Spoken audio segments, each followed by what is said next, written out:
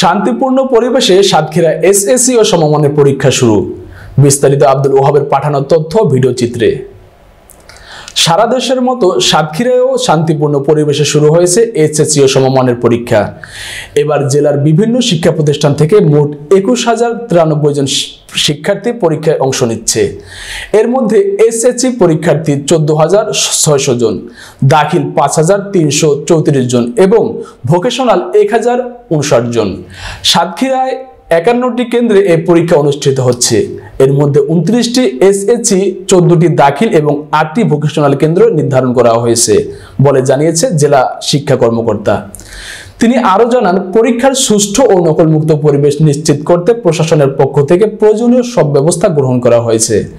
পরীক্ষা কেন্দ্রগুলোতে কড়া নজরদারি রাখা হচ্ছে যাতে কোনো ধরনের অপ্রীতিকর ঘটনা না ঘটে।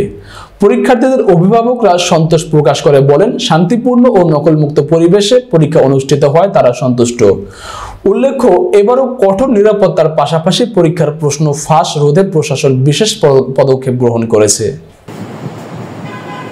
আমি সাতক্ষীরা সদর 262 কেন্দ্রের হল সুপার। আমাদের এই সাতক্ষীরা সরকারি বালিকা উচ্চ বিদ্যালয় কেন্দ্রে এসএসসি পরীক্ষা অত্যন্ত শান্তিপূর্ণভাবে হয়।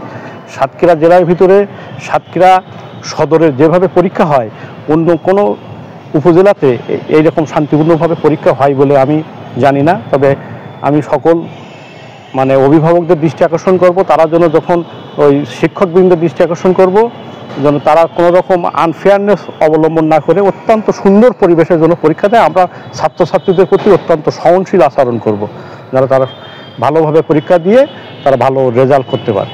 সকলকে অসংখ্য ধন্যবাদ। সাংবাদিক ভাইরা, আপনারাও দেখেন, আমাদের এই কেন্দ্রে ঘুরে দেখেন, কোনো অনিয়ম পাইলে সাথে সাথে আমাদেরকে বলবেন, আমরা তড়িৎ ব্যবস্থা নেব।